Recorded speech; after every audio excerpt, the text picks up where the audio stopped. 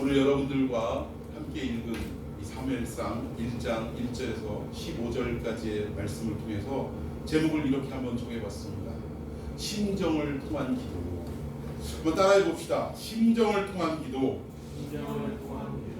저는 올 한 해에 이 첫 번째 주시는 사무엘상 1장의 말씀을 통해서 여러분들이 이 올 한 해에도 기도하는 삶을 살아갈 텐데, 여러분들의 이 기도가 그저 공허한 외침이 아니라 또 여러분들 혼자 일방적으로 하나님 앞에 부르짖는 기도가 아니라 하나님과 마음과 마음이 통하는, 이 심정이 통하는 놀라운 은혜의 기도가 되기를 예수님의 이름으로 축원해 드리겠습니다. 자, 우선 이 사무엘서라는 것이 성경에서 굉장히 중요한 위치에 있더라는 것입니다. 여러 가지 측면이 있지만 가장 중요한 것이 뭐냐면 이 시대의 배경이 언제냐 이 얘기예요. 사무엘상이 기록되어 있는 이 시대적 배경은 여러분들이 잘 아시다시피 사사시대를 배경으로 하고 있다는 것입니다. 여러분, 사사시대 하면 여러분들에게 탁 떠오르는 이미지가 어떤 겁니까? 몰락해가는 이스라엘을 하나님이 어떻게 다시금 부흥의 불씨를 지피시고 부흥할 수 있도록 역사해 주시는가, 여기에 대한 대답을 주시는 내용이기도 하다라는 거예요.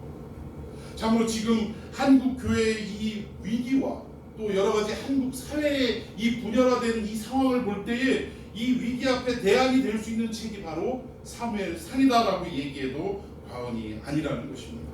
그래서 근본 사무엘서를 통해서 참으로 여러분들과 함께 이 쭉 강해를 해나가는 가운데, 물론 여러분들이 매일같이 성경을 읽으셔야 되지만 특별히 한 가지 저하고 약속하고 싶은 것은 뭐냐면 일주일에 한 번 강해입니다. 일주일에 한 번 한 장을 강해하는데 여러분들이 오시기 전에 미리 한 장씩을 읽어왔으면 좋겠어요. 그러니까 근본 첫 번째 예배는 1장은 이미 지나갔으니까 다음 주에 예배 드릴 때는 여러분들 모두가 최소한 사무엘상 2장 한 번 이상씩은 다 읽고 이 자리에 오셔야 된다는 것입니다. 여러분들이 읽고 내용을 어느 정도 숙지하시고 파악하시고 그 다음에 하나님의 말씀을 들을 때에 그 말씀의 은혜와 능력이 여러분들에게 더욱더 증폭되게 될 줄로 믿으시기를 바랍니다. 저하고 약속하신 거예요? 이제 막 성경을 하루에 3장 5장 읽어라 이런 약속은 굳이 안 해도 여러분들이 평상시에 하셔야 되고, 저하고 분명히 하고자 하는 약속은 적어도 이 강의가 시작될 때 미리 한 장씩은 읽고 이 자리에 와서 다시금 여러분들과 교제를 나누는, 말씀의 교통을 나누는 이 시간이 되었으면 좋겠다라는 바람입니다. 자, 그러면 총 사무엘상이 몇 장으로 되어 있냐? 31장으로 되어 있다는 거예요. 그러면 31장이면 아마도 1월 5일 첫 번 예배를 시작해서 아마도 7월 마지막이나 8월 첫째 주 정도 되면 이 강해가 마무리가 되지 않겠는가 저는 예상을 해봅니다. 자, 우리 사사시대라는 이 사무엘상의 배경을 마음속에 염두에 두고 우리 한 절씩 계속해서 같이 읽어가도록 하겠습니다. 자, 우리 1절 말씀 다 같이 읽어보겠습니다. 시작. 에브라임 산지 라마다임 소빔에 사람 엘가나라는 사람이 있었으니 이는 여로함의 아들이요 엘리후의 손자요 도구의 증손이요 숲의 현손이더라. 여기에 시작이 어떻게 시작이 되냐면 낯익은 아주 낯설은 족보로부터 시작이 되더라는 거예요. 성경에 많은 족보들이 있지만 사실은 이 사무엘상 1장에 시작되는 족보는 그 이름도 우리에게 생소한 사람들로 가득하더라는 것입니다. 근데 여기 족보를 쭉 살펴보니까 이 사람이 어느 지파 사람이었냐면 레위 지파 사람이었다라는 거예요. 레위 지파 사람이고 이 사람의 이름은 엘리후라는 그러한 이름을 가진 사람이었습니다. 엘가나라고 이름을 가진 사람이었다라는 것입니다. 이 엘가나는 레위 지파라는 거예요. 그러니까 이 족보의 특징이 3가지가 있는데, 첫 번째 누구의 족보냐? 레위 자손의 족보라는 것입니다. 그리고 두 번째, 이 족보의 특징은 레위 자손들이 무엇을 담당하는 사람들이었어요? 그러면 결국 이 사람은 누구라는 거야? 제사장이었다라는 거예요. 그러니까 제사장 족보라는 것이고, 마지막 3번째는 제사장 중에서도 이 엘가나가 무엇을 담당하는 사람이었냐면, 물론 이게 말씀을 증거하고 이런 제사를 집례하고 이런 것도 있지만 이분은 특히 하나님 앞에 찬양으로 영광을 돌리는, 당시 지금은 일반 우리 평신도가 성가대를 조직해가지고 하나님께 영광을 올려드리지만 이 구약 이 시대에는 누가 이 찬양을 올려드렸냐면 제사장들이 찬양을 올려드렸다. 그러니까 안타까운 것은 요즘 많은 물론 평신도들이 찬양을 인도할 때 뭐 은혜가 되고 또 귀한 메시지도 있고 또 어떤 음악적인 어떤 깊이가 있기 때문에 성도들에게 어필이 되는 또 이렇게 은혜가 되는 이런 부분도 있습니다만 사실은 평신도 중에서도 어떤 나름대로의 신학적, 신앙적 검증을 받은 사람이 그 자리에 서야 정말 하나님 앞에서도 올바르다라는 것을 느끼게 돼요.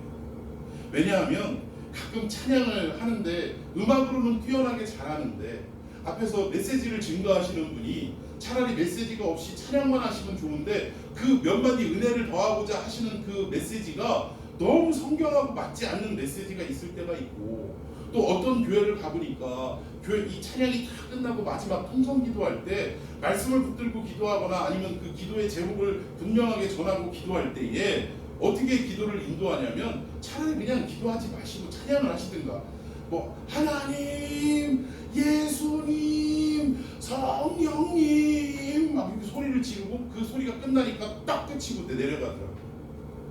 근데 이건 사실은 올바르지 않습니다.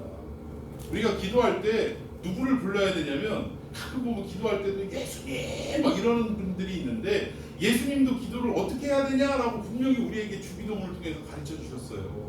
우리가 기도해야 될 대상은 누구냐? 하나님, 예수님, 성령님 이분이 삼위일체시고 같은 분이시긴 하지만 그러나 우리는 분명하게 기도할 때 우리 기도를 받으실 대상이 누구냐? 하늘에 계신 우리 아버지께 기도해야 된다라는 거예요. 그래서 기도할 때도 예수님, 성령님 뭐 이렇게 기도하는 것은 사실은 잘못됐다라고 얘기할 수 있습니다. 그래서 이런 어떤 신학적인 기틀이 마련되지 않는 분이 찬양 인도를 하다 보면 이런 어떤 좀 맞지 않는 부분들이 간혹 나오곤 하더라는 거예요. 그래서 구약에는 그래서 제사장이 찬양도 인도하고 찬양도 함께 올려드리는 그런 어떤 상황이었다라는 것입니다. 그러니까 당시에 레위지파지요, 제사장이지요, 거기다가 찬양하는 제사장이라면 이 사람의 집안이 훌륭한 가문입니까? 아니면 그냥 별 볼 일 없는 가문이겠습니까? 훌륭한 가문이에요. 이 정도 되면 이스라엘에서 명문가의 자손이다라고 말할 수 있는 아주 귀한 그러한 상황이었다라는, 가문이었다라는 것입니다. 근데 여기서 이 내용을 읽다 보면 우리가 두 가지 명심해야 되는데 한 가지는 뭐냐면 내용을 명심해야 돼요. 내용도 아주 중요하다라는 겁니다. 성경 말씀이 기록되어 있는 내용이 중요하고 또 한 가지 우리가 집중해서 봐야 될 것이 뭐냐면 성경 그 내용의 순서와 배열을 우리가 살펴보는 것도 너무나 중요하다라는 거예요. 그러니까 뭐가 먼저 나오고 뭐가 나중에 나왔느냐 이런 것들도 우리가 잘 살펴봐야 한다라는 것입니다. 자, 무슨 얘기를 하려고 하냐면 바로 2절에 있는 말씀 때문에 그래요. 자, 2절 시작. 그에게 두 아내가 있었으니 한 사람의 이름은 한나요, 이름은 브린나라. 브린나에게는 자식이 있고 한나에게는 자식이 없었다. 여러분 이 내용을 읽으면서 뭔가 이상하다라는 것을 느끼셔야 돼요. 느껴지십니까? 안 느껴지세요? 자, 이 내용이 왜 이상하다라고 캐치를 하셔야 되냐면 좀 전에 설명드린 엘가나라는 이 사람 직업이 뭐였다고 그랬죠? 제사장이었어요. 하나님 앞에 찬양을 올려드리는 제사장이었어요. 근데 이 제사장 집안을 살펴보니까 여기에 아내가 몇 명입니까? 둘이라는 거예요. 이걸 읽으면서도 우리가 이상함을 느끼지 못하면 이건 정말 우리가 성경을 주의 깊게 보지 않는 증거라는 것입니다. 오늘날 말로 좀 바꿔볼까요? 엘가나라 하는 한 목사가 있었는데 그 목사에게는 부인이 둘이 있었으니 이거 어때요 이제? 와닿습니까? 안 와닿습니까? 아니, 세상에 이런 일이, 이런 천인 공모할 일이 조금 와닿습니까? 그런데 이때 당시에 제사장인데도 불구하고 본처가 있었고 또 첩이 있었다. 본처의 이름은 한나라는 여자였고 첩의 이름은 브린나라 이름하는 여자였다. 자, 지금 성경 기자는 뭘 말하고 싶은 것일까요? 성경 기자는 지금 이 내용을 기록함으로 말미암아 사사 시대의 그 상황적, 영적 상황을 지금 나타내고 싶었다라는 거예요. 야, 참 기가 막힌 일 아닙니까? 자, 사사 시대 어떤 시대였어요? 사사 시대 하면 대표적인 문장이 이겁니다. 그때 이스라엘에 왕이 없으므로 사람들이 각기 소견에 옳은 대로 행하였더라. 이스라엘에 왕이 없대요. 그래서 사람들이 왕의 명령에 따르지 않고 각기 자기 소견에 옳은 대로 행동하는 시대가 사사 시대다라고 사사 시대의 대표적인 모습을 지금 기록하고 있더라는 것입니다. 그런데 여기 보면 이게 무슨 말이냐면 히브리인들에게는 이 이 워드 프레임, 말놀이, 말장난이라고 이야기하면 금방 알아들어요. 이게 뭐냐면 이스라엘은 정말 왕이 없었던 게 아니더라는 거예요. 여러분, 이스라엘에 왕이 있습니까 없습니까?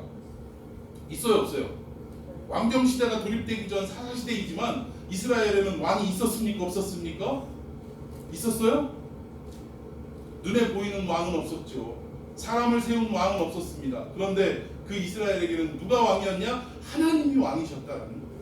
그러니까 하나님이 왕이심으로 인해서 왕이 필요 없는 나라가 이스라엘이었다라는 것입니다. 그런데 이스라엘 백성들은 지금 뭐라고 얘기하고 있냐면 그때에 이스라엘에 하나님이 없으므로 분명 하나님이 왕이신데 하나님이 없는 시대다라고 이스라엘 백성들은 말하고 있더라는 거예요. 하나님이 왕이셨지만 한 번도 하나님을 왕 대접하지 않은 시대가 사사시대다라고 말할 수 있더라는 것입니다. 분명 왕이신데 그 왕을 왕답게 대접하지 않았던 시대, 그리고 자기 소견에 오른 대로 마구잡이로 행동하던 시대.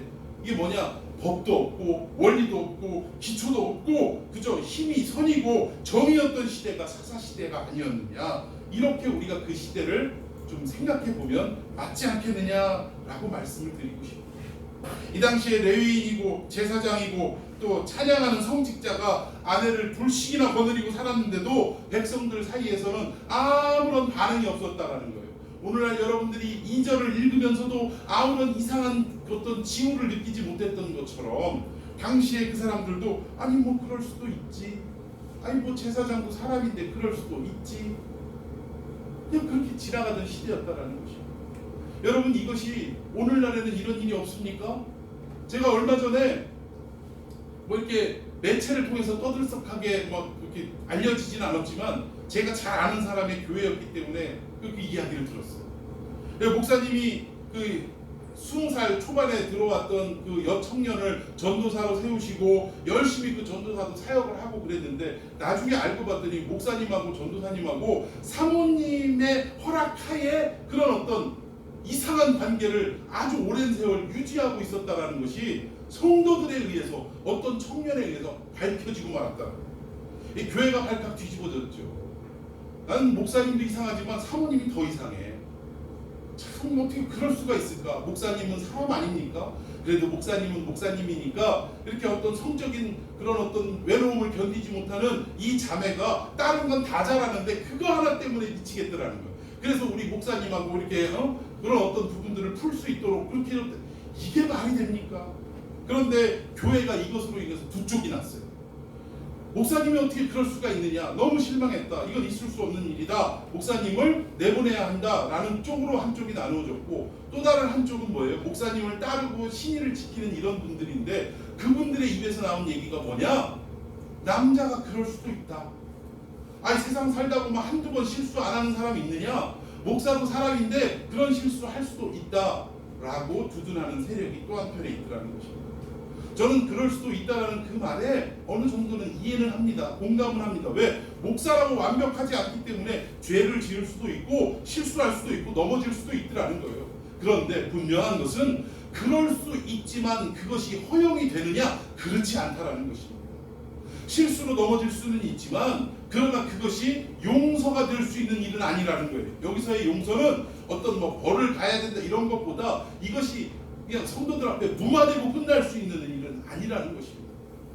이때 당시에도 레위인이면서 제사장이면서 찬양을 드리는 이런 성직자임에도 불구하고 본처가 있는데도 불구하고 또 첩을 둬서 이렇게 아내가 둘을 거느리고 살았던 이런 어떤 잘못을 저질렀음에도 백성들 사이에서 그것이 아무것도 아닌 것처럼, 뭐 이상한 일도 아닌 것처럼 여기던 시대가 바로 사사시대, 오늘 사무엘상이 기록되게 되는 시대적 배경을 가지고 있더라는 거예요. 여러분, 참 이것이 안타까운 일이 아닐 수 없습니다. 오늘날 한국교회 안에서도 이렇게 용납하지 않아야 될 일들에 대해서 어느 순간인가 이 복음이 약화되고 하다 보니까 용납하는 시대로 바뀌어졌다는 거예요. 물론 뭐 이런 말이 있죠. 성경이 아니지만 뭐 사람은 죄는 미워하되 사람은 미워하지 말아라. 하나님도 물론 우리에게 그렇게 말씀하셨습니다. 그러나 지도자는, 특히 그리스도인들은 자기가 잘못한 데 대해서 책임을 질 줄 알아야 돼요. 그런 어떤 잘못이 명백하게 있었다면, 그리고 피할 수 없도록 온천하에 드러났다면, 그러면 자기가 지도자로서 잘못한 것을 본인이 먼저 인식을 해서 그 자리를 내려놓는 것이 합당하다는 것입니다. 그리고 나서 조용하게 하나님과 회개의 시간을 철저하게 가지고, 하나님, 저는 하나님의 이 주신 사역을 감당하기에 터무니없이 부족한 사람입니다 라고 철저하게 회개하고, 그 다음에 하나님의 위로와 하나님의 회복의 역사가 있다면, 그때 비로소 다시금 조심스럽게 목회를 정말 처음 하는 그 초심의 마음으로 돌아가서 시작할 수 있을지언정, 그 잘못을 저지르고 그 섬기던 교회에서 쫓겨나고 바로 지근거리에다 교회를 또 세워가지고 그쪽에 있는 교회 성도들을 빼가가지고 또 목회를 하는 이런 오늘날의 한국교회의 이 작태를 볼 때, 이 사무엘상에서 말씀하고자 하는 메시지야말로 우리의 이 부끄러운 모습, 잘못되어 가고 있는 가치관에 대해서 다시금 깨닫고 또 회복시켜 주시는 귀한 말씀이 아닌가, 그렇게 생각하게 됩니다. 저는 이 말씀을 통해서 여러분들이 이런 놀라운 변화의 역사, 회복의 역사를 맞이하는 일들이 있기를 축원합니다. 자, 우리 2절 다시 한번 읽어봅시다. 시작. 그에게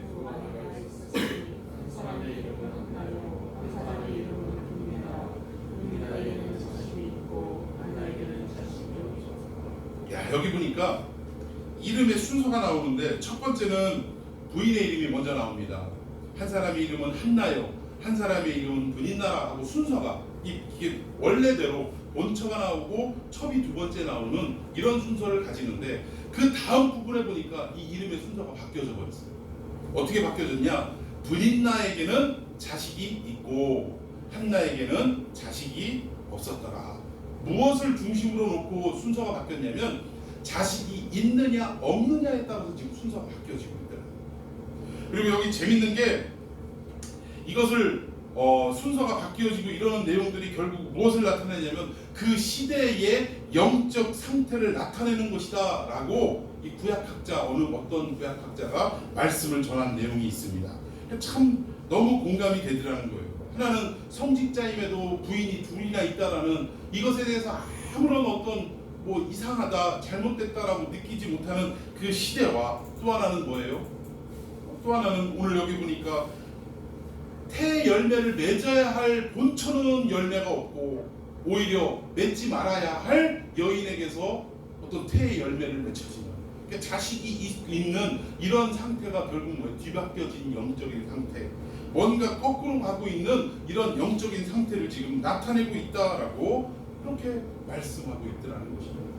또 하나 여기 특징이 뭐냐면, 여러분 신학을 공부하다 보면 이 글이 쓰여진 이 배경을 놓고 문법적인 내용을 놓고 우리가 공부하는 내용이 있는데, 오늘 이 본문의 내용이 번역을 하다 보니까, 오늘날 우리 한글 성경으로 읽을 때까지는 번역을 여러 번 하다 보니까 그 문학적 기법으로 병치구조라고 합니다. 병치구조의 이 어떤 그 단면이 확 드러나지가 않고 약간 흐려져 있더라는 거예요.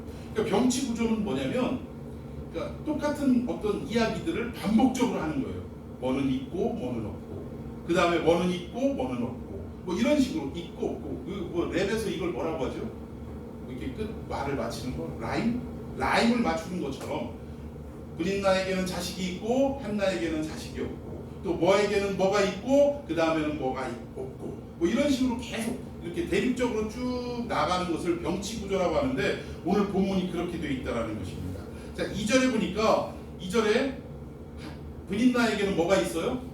자식이 있고 한나에게는 자식이 없다라고 이렇게 이 내용이 또 하나 반복되는데, 자, 우리 3절 한번 읽어봅시다. 3절 시작. 이 사람이 매년 자기 성읍에서 나와서 실로에 올라가서 만군의 여호와께 예배하며 제사를 드렸는데, 엘리의 두 아들 홈니와 비느하스가 여호와의 제사장으로 거기에 있었더라. 그러니까 홈니와 비느하스가 여호와의 제사장으로 거기에 있고, 그리고 그 다음에 한 가지 빠진 게 뭐예요?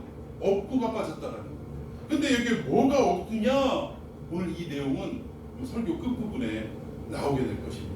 이게 여러분들 마음속에 잠깐 접어두고, 아하, 병치구조로 돼 있는데 분인나에게는 자식이 있고 한나에게는 자식이 없고, 또 홈니와 비느하스가 여호와의 제사장으로 거기에 있었고, 그리고 뭔가가 없더라는 거예요.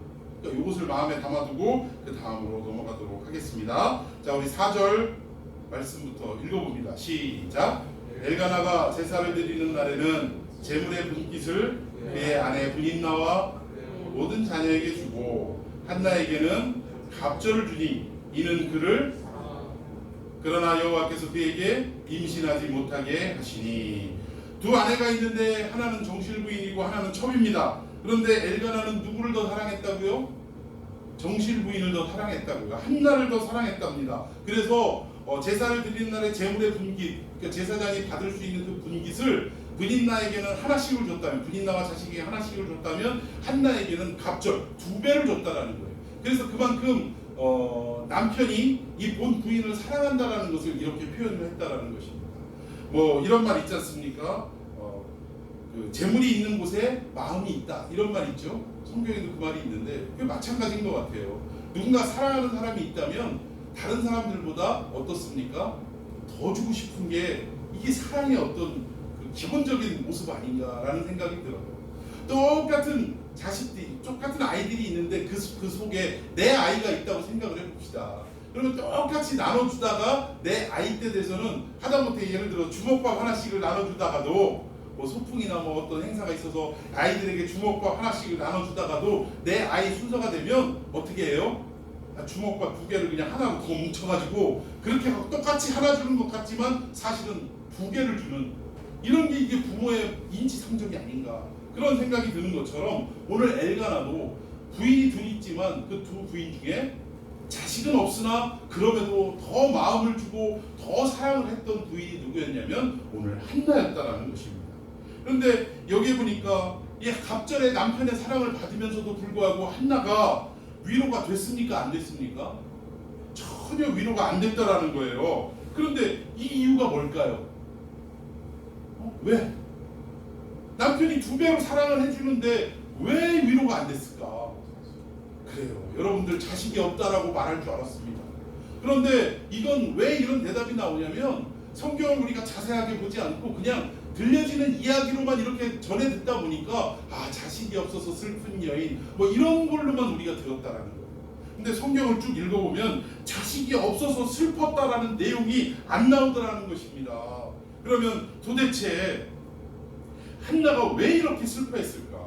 자, 우리 성경을 한번 더 읽어봅시다. 5절, 6절. 자, 5절 먼저 읽습니다. 시작. 한나에게는 갑절을 주니 이는 그를 사랑함이라. 그러나 여호와께서 그에게 임신하지 못하게 하시니 여호와께서 그에게 임신하지 못하게 하심으로 그의 적수인 브닌나가 그를 심히 격분하게 하여 괴롭게 하더라. 여기 보니까 첩이 본처를 격분을 시켰대요. 그럼 도대체 격분을 어떻게 시켰을까 생각을 해보면 이 성경 내용에는 없습니다. 그런데 그때 당시에 이 히브리 사람들의 생명관을 우리가 좀 이해할 줄 알아야 돼요. 이때 당시에는 이 삼척동자도 아는 것이 뭐냐면 이 복중의 생명, 즉 뱃속의 생명은 하나님께 주권이 있는데 여자가 시집을 가서 아이를 낳지 못하면 2가지로 이해했다라는 거예요. 애를 못 낳으면 뭘로 이해했냐? 첫 번째 뭐예요? 하나님과 아예 그 여자가 관계가 끊어졌다.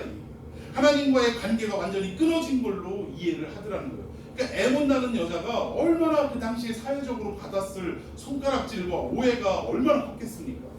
그리고 2번째는 뭐냐면 결국 뭐냐? 징계를 받아서 애를 못 낳는다라고 생각을 했다는 거예요. 여자가 이 시집가고 애를 못 낳으면 하나님 앞에 죄를 져서 아주 그냥 벌을 받느라고 애를 못 낳는 것이다, 이렇게 생각을 했다라는 것입니다.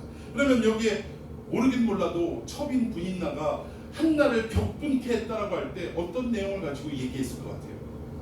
저거 하나님께 끊어진 여자라다 애도 못 낳아.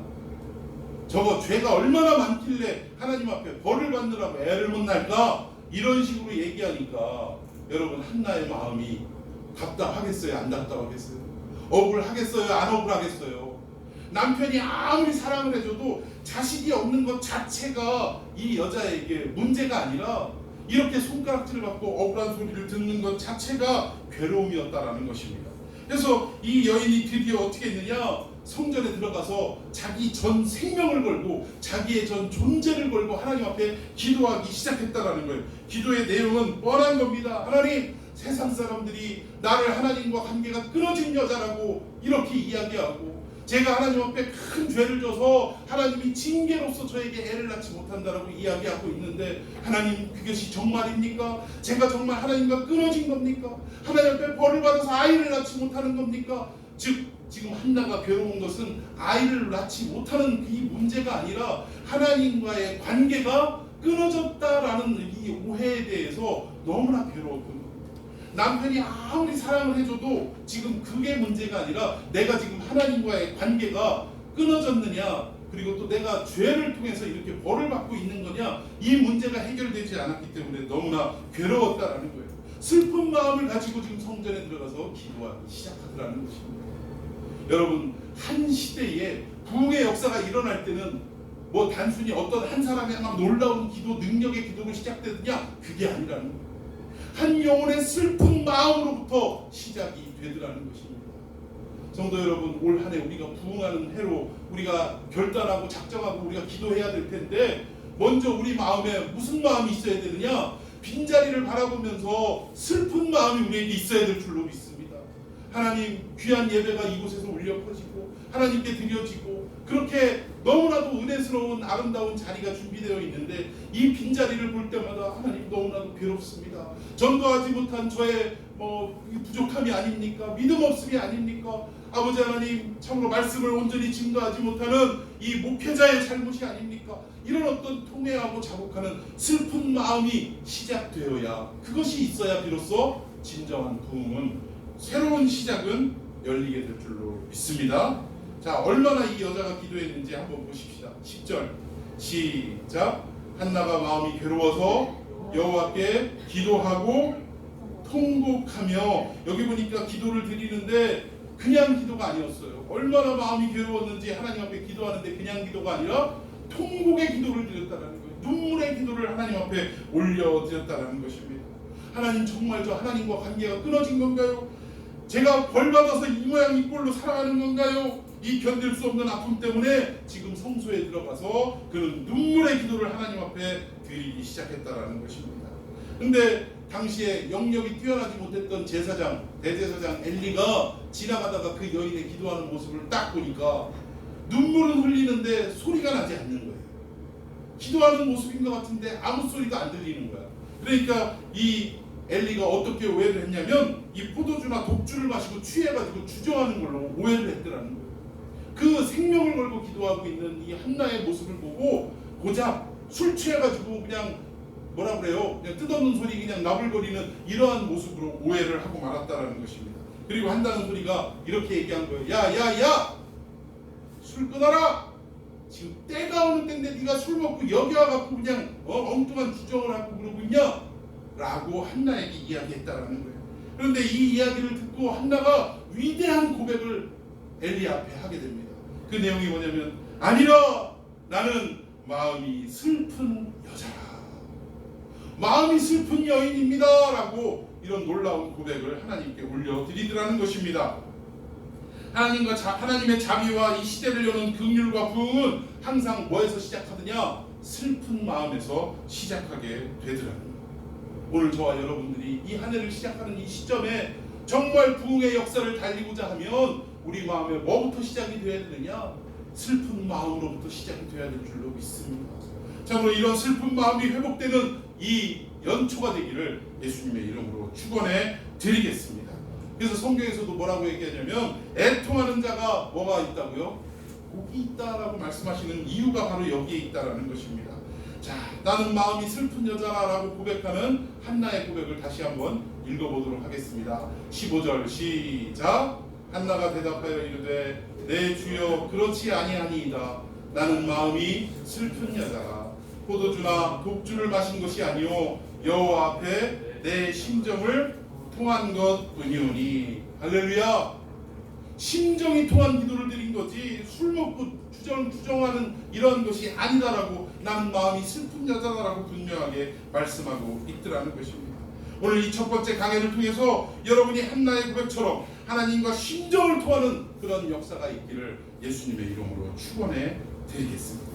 그렇다면 과연 심정이 통한다는 게 무슨 말이냐? 우리 한번 그 기도의 내용으로 들어가 봅시다. 11절입니다. 시작. 소원하여 이르되 만군의 여호와여, 만일 주의 여종의 고통을 돌보시고 나를 기억하사 주의 여종을 잊지 아니하시고 주의 여종에게 아들을 주시면 내가 그의 평생에 그를 여호와께 드리고 삭도를 그의 머리에 대지 아니하겠나이다. 바로 이 내용이 심정을 통한 기도라는 거예요. 근데 이 내용을 쭉 읽어보면서 여기에서도 이상한 점을 여러분들이 발견을 하셔야 됩니다. 그 대목이 어디냐면 한나는 처음에 아들 하나 주십시오, 아들 하나 주십시오라고 기도했던 여인이라는 거예요. 여기까지는 우리가 이해가 갑니다.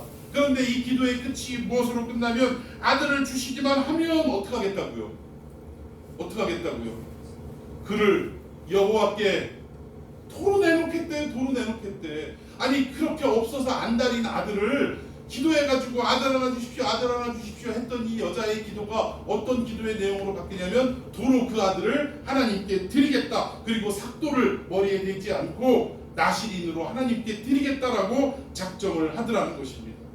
여러분, 아들 하나만 낳으면 세상에 조롱거리가 끝이 나는데 그 아들을 키우면서 그동안 오해받았던 모든 것들이 일시에 끝이 나는데 왜 그 아들을 그렇게 소원하고 기도했던 아들을 왜 도로 하나님 앞에 드리겠다라고 기도하고 있느냐. 자, 여기 한나가 전 존재를 걸고 통곡하며 기도하다가 마침내 어떻게 된 거예요? 우리가 불을 파갈 때 이쪽에서 불을 파다가 또 반대쪽에서 불을 파오다가 어느 순간에 어떻게 됩니까? 딱 마찰이 날 때가 있다는 거예요. 서로 마주칠 때가 있다는 거예요. 그 순간이 어떤 순간이에요? 어두웠던 그 불 속에서 딱 뻥 뚫리면서 빛이 환하게 비춰지는 이런 모습인 것처럼 오늘 이 한나도 하나님 앞에 심정을 통한 기도를 드렸다는 것이 자기의 아픔과 자기의 괴로움을 놓고 기도하다가 어느 순간인가 하나님의 마음을 깨달을 수 있는 기도로 바뀌어졌다는 것입니다. 나 하나 아들 주십시오라고 기도했던 이 여자가 이제는 하나님의 마음을 알고 하나님께 그 아들을 드리겠다라고 말씀하고 있더라는 거예요. 여러분, 이 내용이 뭐냐면 심정을 통했다라는 것이 사실은 미국 사람이나 유럽 사람들에게는 이게 이해가 잘 안 가는 단어입니다. 심정을 통한 게 뭐예요? 우리끼리는 알지. 이심 전심 뭐 이런 거 우리끼리는 알지 외국 사람은 잘 몰라요. 근데 이 내용이 뭐냐면 결국은 뭐예요? 한나가 하나님의 마음을 알게 되고, 하나님은 뭐 항상 우리 인간의 마음을 아시니까 뭐 굳이 설명하지 않아도 되겠습니다만 마침내 그 하나님의 마음을 안타까이 여기는 인간을 향한 하나님의 마음을 이 한나가 마침 깨달았다라는 것입니다. 이 내용이 뭐냐면 야 한나야, 기도하고 있는 한나에게 하나님 말씀하십니다. 야 한나야, 너 아들 없으니까 정말 괴롭고 힘들지? 세상 사람들의 오해와 그 많은 억측들 때문에 너 얼마나 억울하겠니? 근데 사실 내 마음이 그래. 내 마음이 그래. 나도 이 세상 어두워져가는 이 사사시대, 하나님이 왕인데 왕대접을 한 번도 안 하는 이 시대에 진정 나의 마음을 대언해서 세상을 향해, 인간을 향해 그냥 속 시원하게 말씀을 선포할 수 있는 내 아들 하나 없어서 나도 마음이 너무나 괴롭다. 네가 아들 없어서 괴로운 것처럼 내 말씀을 세상을 향해 선포할 수 있는 아들 하나가 없어서 나도 괴롭단다 라고 심정이 통해지는, 하나님의 마음을 알게 되는 이 놀라운 은혜의 역사가 한나에게 있게 되더라는 것입니다. 그 하나님의 마음을 알자마자 한나의 기도 내용이 바뀌어진 거예요. 아들 하나 주십시오, 아들 하나 주십시오 하던 이 여인의 기도가 아들 하나 주시면 그 아들을 도로 하나님께 내어놓겠습니다. 하나님이 그토록 찾으시는 그 아들이 이 아들이 되어서 하나님의 마음을 시원케 해드리는 역사가 있었으면 좋겠습니다 라고 이렇게 기도의 내용이 바뀌게 되더라는 것입니다. 그렇게 해서 낳은 아들의 이름이 뭐죠? 사무엘입니다. 사무엘 이름의 뜻이 뭐예요? 여호와께서 들으셨습니다. 할렐루야. 하나님이 그 기도를 들으셨다라는 거예요. 심정을 통한 그 기도를 들으셨다라는 것입니다. 사무엘이 결국 성장해서 하나님의 사람이 돼서 말씀을 선포할 때 이 잿더미 같은 이스라엘이 다시금 꿈결처럼 단에서부터 브엘세바까지 다시금 신앙이 회복되는 놀라운 은혜의 역사가 시작되더라는 것입니다. 부흥의 계절이 찾아오게 되더라는 사실입니다. 여기에 진정한 부흥이 있고 참된 회개가 있다는 것을 믿으시기를 바랍니다. 결국 하나님의 말씀을 온 세상에 바르게 깨닫고 증거하고 선포할 수 있는 하나님의 아들들이 나타나는 것이 진정한 부흥이라는 거예요. 이 부흥의 역사가 어디서부터 시작됐다고요? 한 여인의 슬픈 마음에서부터 시작이 됐더라는 사실입니다. 오늘 한국교회가 진짜 붕괴음이 들리고 한국교회 한복판에 정말 무엇이 눈 떠지고 목말라되는 상황이 필요하냐면 의에 줄이고 목말라 하는 역사가 다시금 필요하다라는 것입니다. 아까 다시 돌아가서 병치구조로 말씀드렸던 분인 나는 자식이 있고 한나는 자식이 없고 또 홈리와 비누아스가 여호와의 제사장으로 있고 그리고 뭐가 없다고 그랬어요? 기록되어 있지 않다고 그랬죠? 여기에 이 생략된 게 뭐냐면 하나님의 마음을 알고 그 하나님의 말씀을 온 세상에 선포할 아들이 없고 이 내용이 있어서는 안 될 이 첩이 자식이 있고 본처는 자식이 없는 것처럼 하나님의 말씀을 온전히 증거하고 제사의 직분을 감당해야 될 이런 제사장이 온갖 부정과 부패와 하나님의 마음을 아프게 해드리는 악한 행위들을 성전에서 행하는 홈리와 비누아스 이 제사장들은 있는데 진정한 제사장은 없더라라는 것이 오늘 이 병치구조 속에 빠져있는 내용이라는 사실입니다. 하나님은 오늘 이 시대에도 한나와 같은 여인을 찾으시는 줄로 믿습니다. 정말 슬픈 마음을 가지고 하나님 앞에 통회하고 자복하며 참으로 이 땅에 하나님의 마음을 알아들을 수 있는 심정을 통한 그러한 자들, 그 자들을 지금도 찾고 계시다라는 사실입니다. 저는 오늘 이 2020년도 첫 번째 드리는 이 사무엘상 강해에서 오늘 여러분들이 이 시대에 참된 한나가 되기를, 하나님이 그토록 찾고 찾으시는 한나의 기도가 여러분의 기도가 되기를 예수님의 이름으로 축원해 드리겠습니다. 그리고 하나님의 뜻에 따라 참으로 하나님의 말씀을 하나님의 그 기도를 들으시고 주신 열매로 이 시대의 사무엘이 되어서 참으로 이스라엘의 단에서 브엘세바까지 말씀을 외쳐 온 나라를 다시금 회복시켰던 것처럼 여러분들이 이 시대의 사무엘이 되어서 참으로 무너져가는 이 한국교회가 여러분들을 통해서 다시금 새롭게 변화되어지고 또 회복되어지는 그러한 역사가 있기를 예수님의 이름으로 축원해 드리겠습니다. 아멘. 자, 우리